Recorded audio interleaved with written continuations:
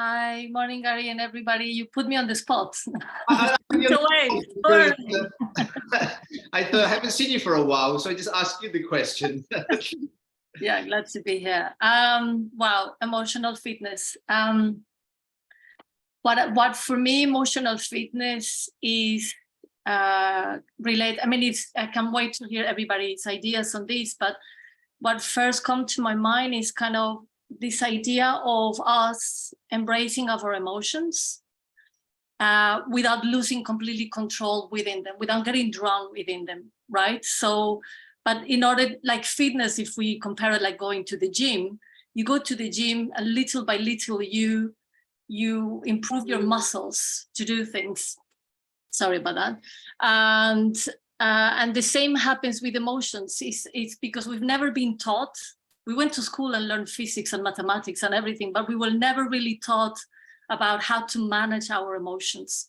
And we all have different ways of, we all have different kind of ways to cope with emotions. So it's really learning, it's a personal problem, it's a personal problem, it's a personal journey to learn how to manage our own emotions. It becomes very personal journey, and it's about practicing it every day. But it's not about.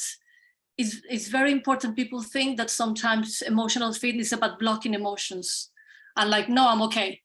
And this is exactly what creates illness in our body, stress, anxiety, we cannot sleep. So fitness is about embracing and allowing these emotions, being okay with them. Doesn't matter what emotion it is. Even the negative ones are important, are good, but it's just not dwelling in there, not getting there. Not indulging in them. So little by little, just seeing them. So that's what I can share about it. Yeah. Mohib, you're an expert in emotional intelligence. Mohib, are you there? Yeah, very close to me. So I'm emotional fitness, the word fitness. So fitness overall, because it covers everything, like Helena said. So awareness, coping, managing yourself, how you show up, how you react in different situations, especially if you're talking about business, and how you communicate with your peers, and you can how you communicate with your bosses, and how you communicate with your staff. So it's all about how you show up, and then you manage yourself day after day after day. So fitness is all about you holding yourself and growing and getting better and being steady with your emotions.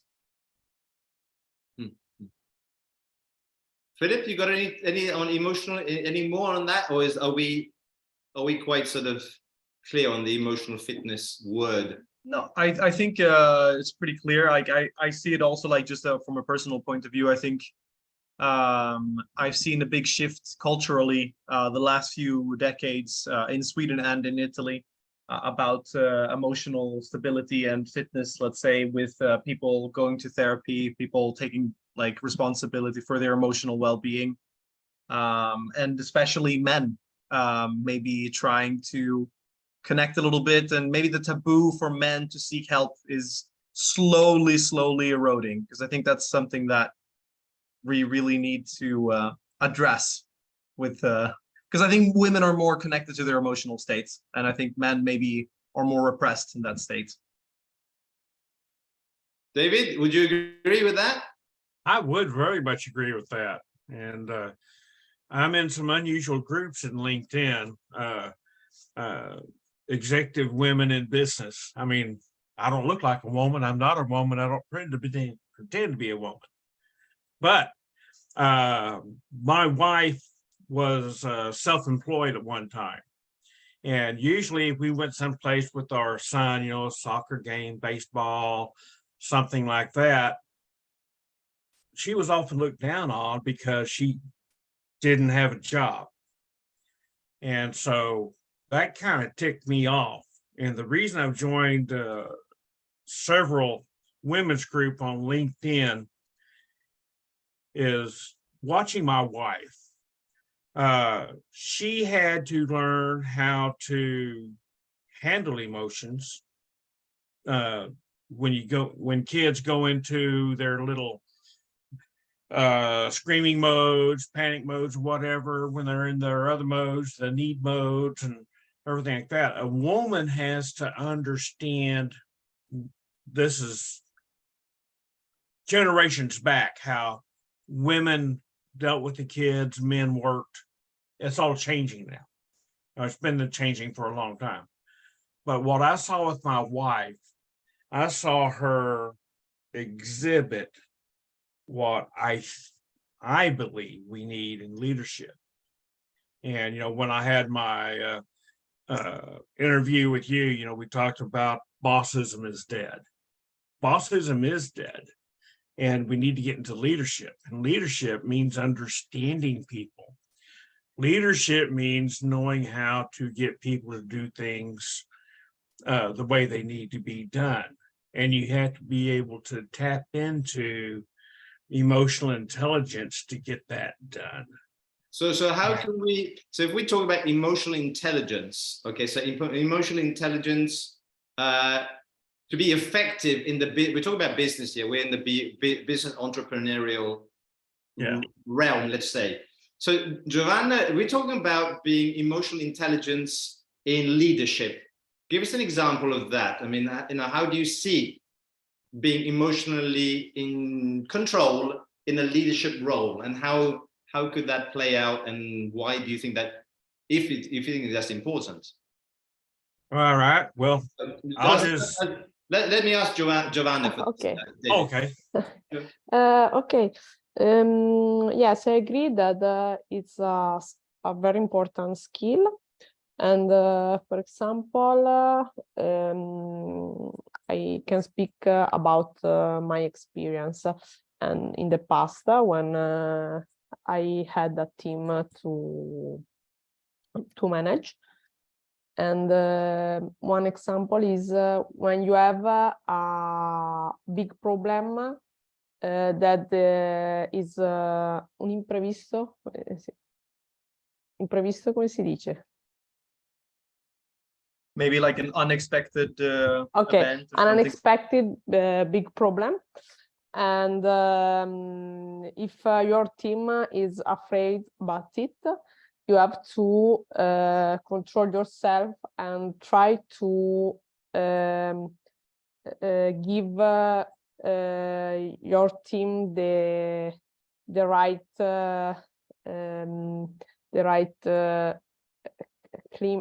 giusto clima for work, the right situation for keep calm, keep time to think about possible solution, and not be angry, not be anxious.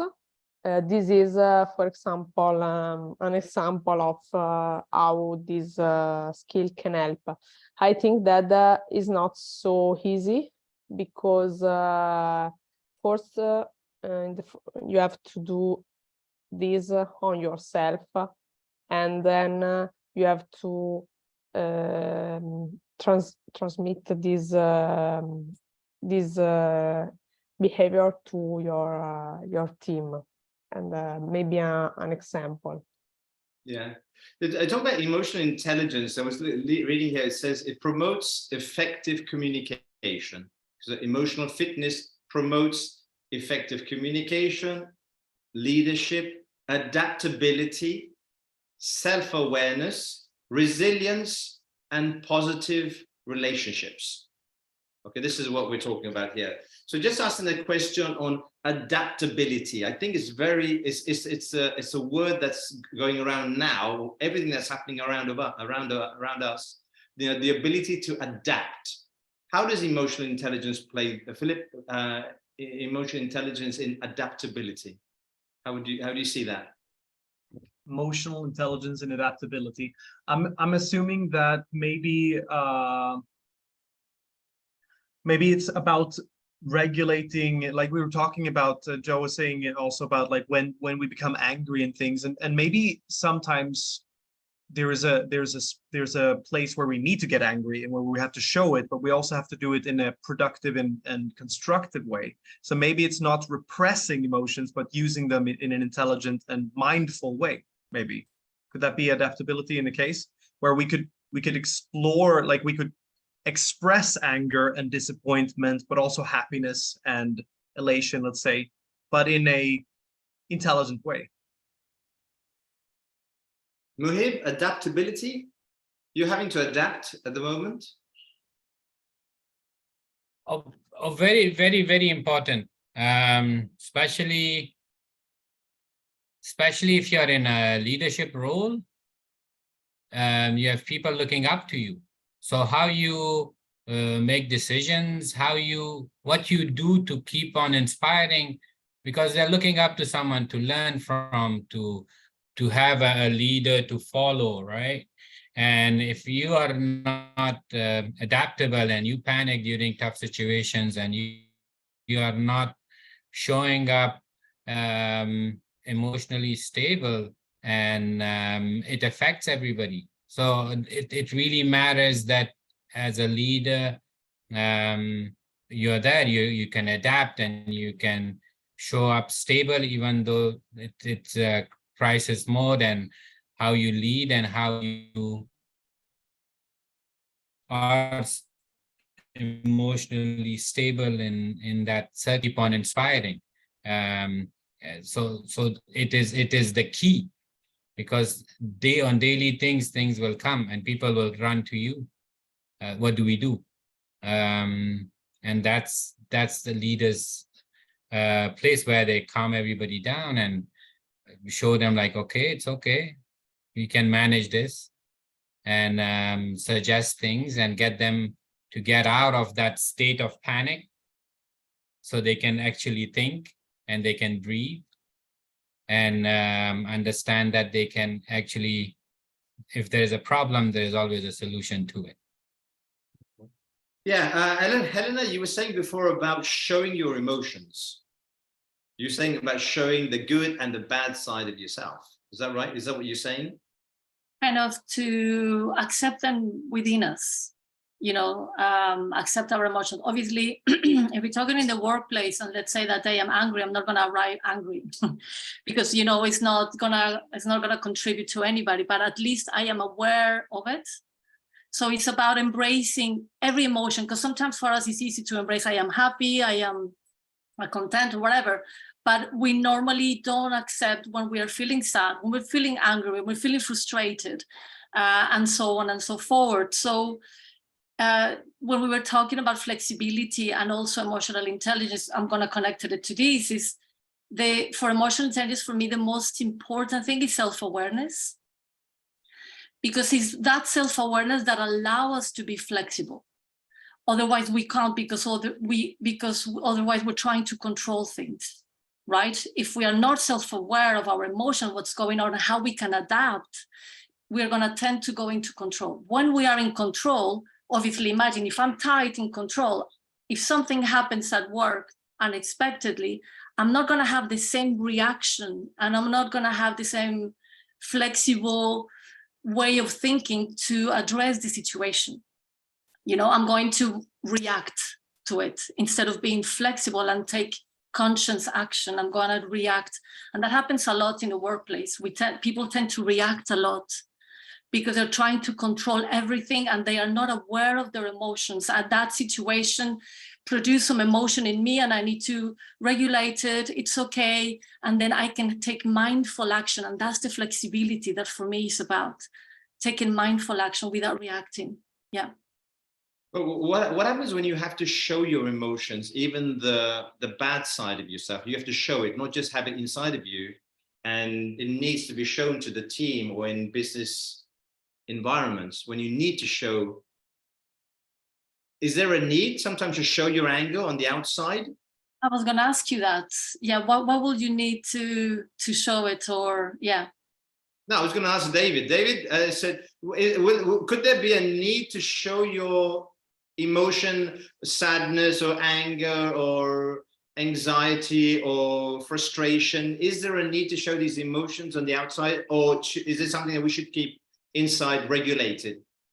Frustration, possibly, if it's a team event, but most of the time, you need to be able to look at causes.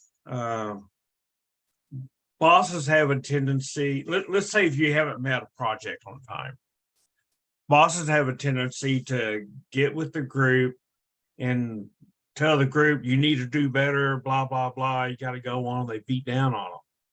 Whereas when they are used to that, they're not going to improve, especially if the boss doesn't improve. So for me, what works for me, I had for example, I had one guy that was always having some issues, and I talked with him in my office and everything, and I found out what was going on, and it had to do with his son and education and stuff like that. They were holding him back and all that kind of stuff, different things. And every time they held him back, his emotional problems at school got worse. And that affected him in his job. And I'm asking him a simple question. I said, have you had your son tested for gifted and talented? He goes, why would I do that? He's dumb.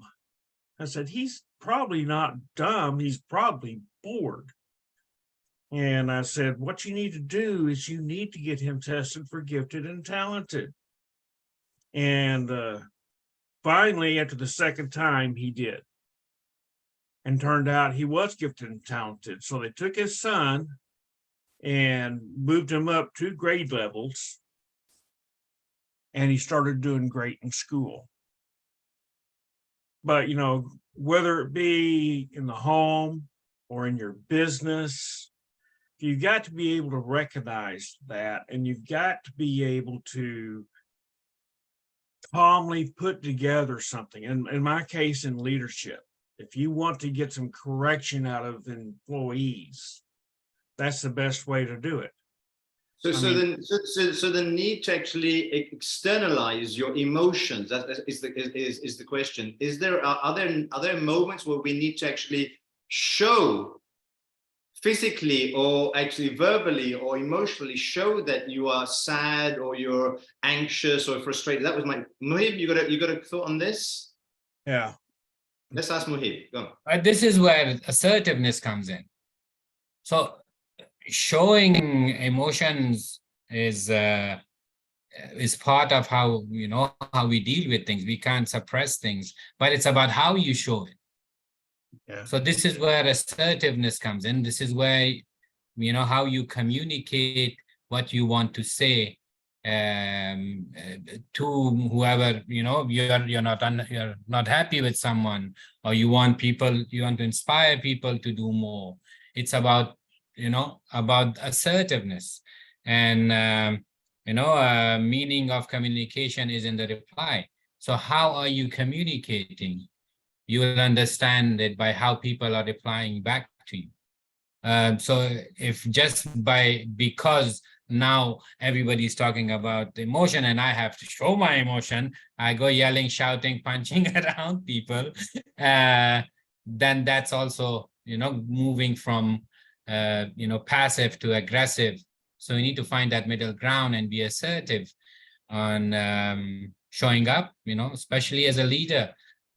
How you communicate, how you address the problem, how you question, and so you are showing your unhappiness, but at the same time you're not yelling, shouting, and the other party is getting that you're not happy with their actions, and you need them to step up and do things better. Yeah, I think is the need as a leader or whatever to actually you want people to understand the gravity, the seriousness of the situation. You don't want to underplay it. You want to be in control, and you think there's a serious situation here, and you know the boss is not freaking out, he's just taking it really, you know, and inside the boss has this volcano inside thinking, this is what really is how I feel. But as you said, on the outside, I don't know if that's, I don't know, Giovanna, do you think that's possible? Having a volcano inside, but on the outside, it's like, you know, what is it that the Buddhist is like, you've got a storm on top of the water, on the sea, there's a storm, and under the water is calm. Is that possible? Is that, are we talking about emotional regulation this way? Giovanna, what do you think on that? Maybe possible. In my case, is not so easy. It depends also, I think it depends also on why you have to do this thing. For example, if you are a mom and you have to be an example for your son, you have to control that emotion in the case you have a big problem in your mind. In this case, maybe that the condition to be a mom may help you to do this thing, and yes, it's possible, but you have a big motivation for do this thing. In other situation, for example, in a personal life and in personal relationship, if you have a rumor inside, sometimes you need to put out it for have attention from the other person. And also if you try to keep it inside, in a long time, this emotion may influence your behavior and your way of being. So I think, yes, it is possible, but it depends on the situation, how this thing can go ahead. I don't know if I explain. Yeah, I think we're talking about, I mean, this could also lead to burnout or to exhaustion. It happens to people, like, you know, they keep it all inside and then it just explodes and they just have a complete breakdown. So I think these are what we're talking about: emotional fitness, being in control, being able to express your emotions, good and bad, in a certain way, maybe being assertive without actually just losing complete control. So what I'm going to do now is I've got some questions, and I think there's like two people are not showing up on the screen with their camera, so I don't know if they're in meetings or where they are. Anyway, I will, yeah, vulnerability. What I'll do is I'll make some breakout rooms. We'll go in there for 10 minutes, 10, 15 minutes, then we'll come back and then we'll finish it off on how we can, what techniques we can use, what tips we can use to actually get our emotional states under control. So let me put some, first I'll get the questions up, 1 minute, and I'll put it on the chat. Okay, got it. So I'll paste it in the chat. Copy.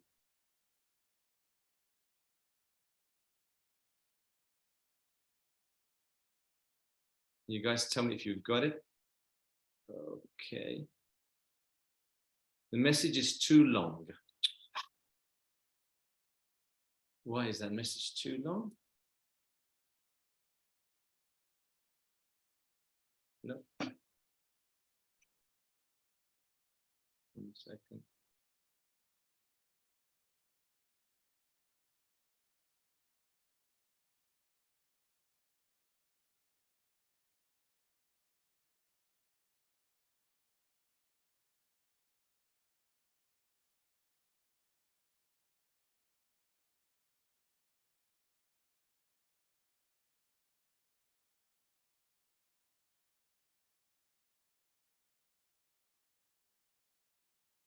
Oh, there we go. Something come through? Anyone? Yeah, David has it. Okay. What I'll do is I'll put you can go with these questions, and then I'll put some more if we need some more. Okay, so then I'll just put you into breakout rooms. Let's go into breakout rooms. We'll spend 10 minutes, like just we'll make 1, 2, 3, 4 rooms. Let's see what happens there.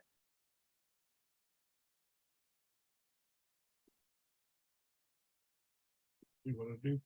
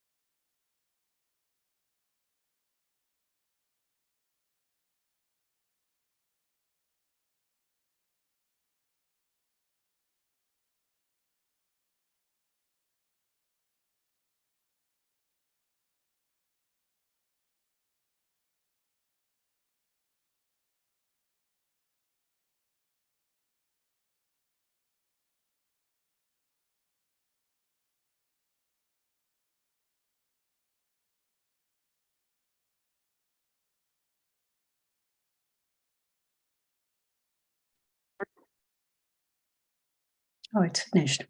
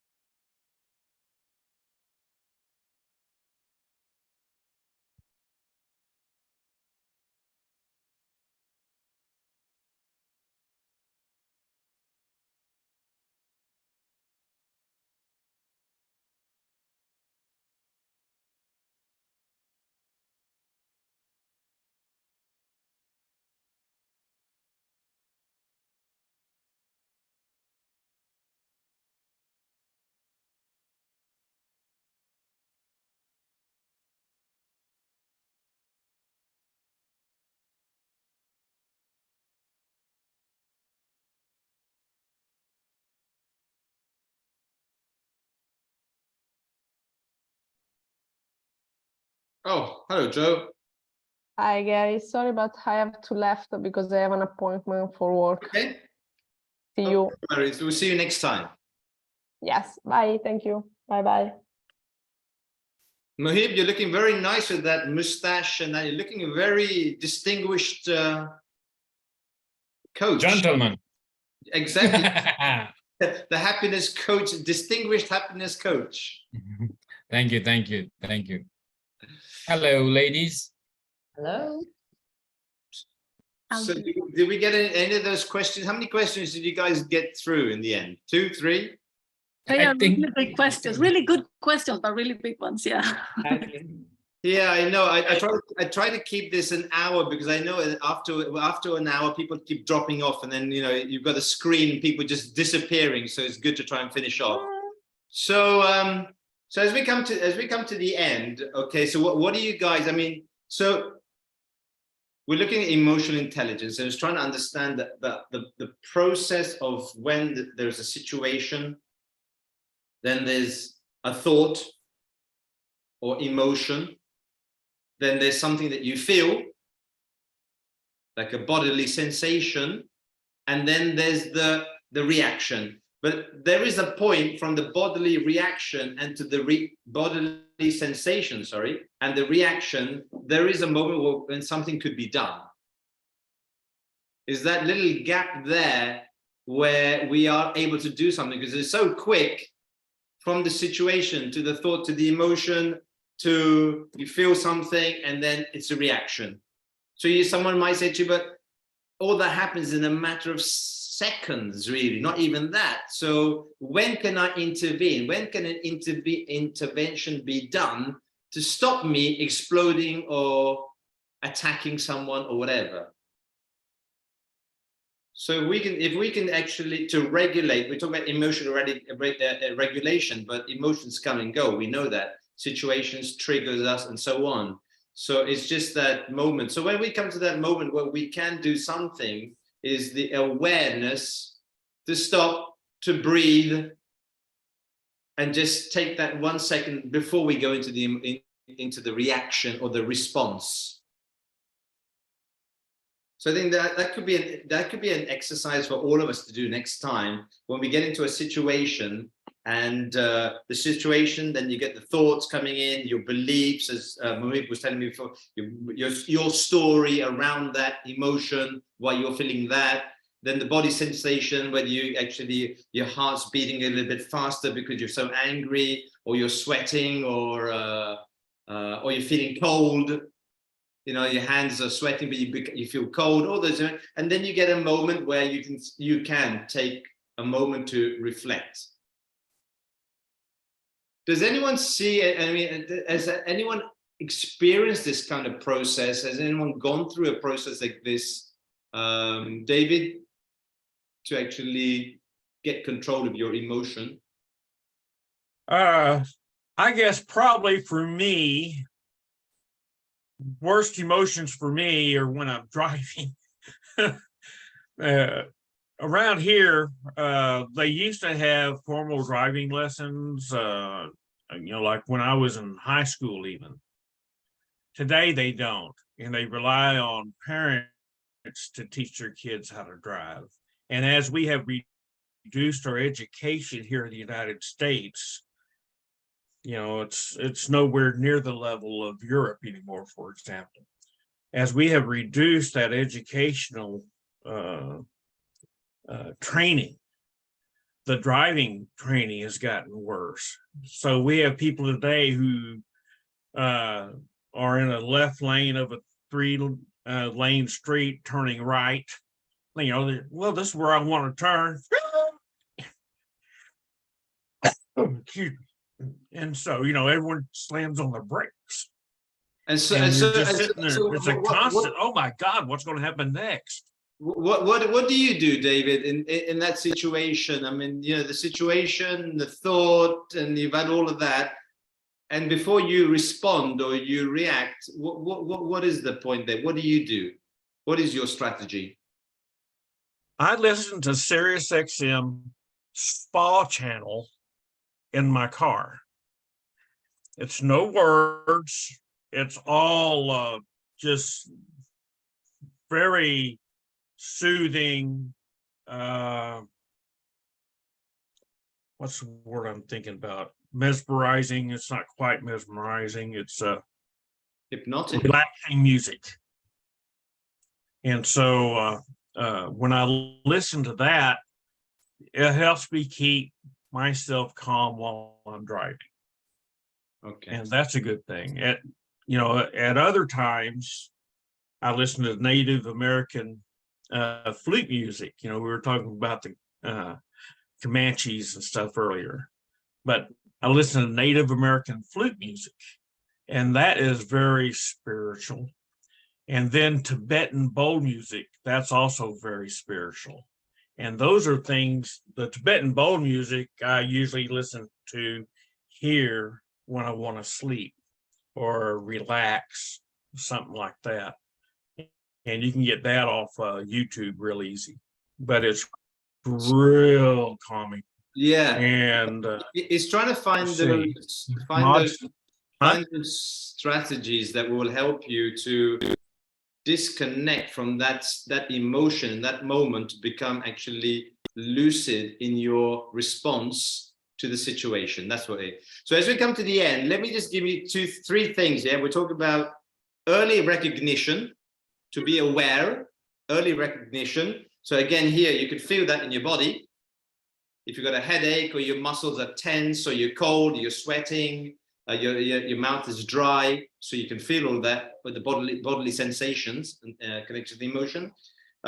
If you can, pause, stop. If you can, here you might need even an anchor. I don't know, anchoring is a good thing to do. Is like having something, whether it's a coin or something that you can actually touch with you, to actually ground you in that moment, so you don't lose control and go up a notch until you get to number 10 and you're on breaking point and there's no way anyone is going to stop you.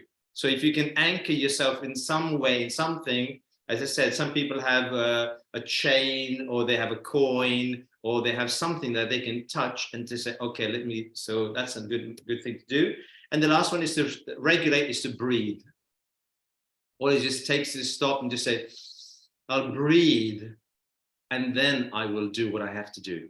So these are just some takeaways. Okay, so I think emotional intelligence, regulation is very important in everything that we do. So thank you for being here. I hope you're taking something away from here.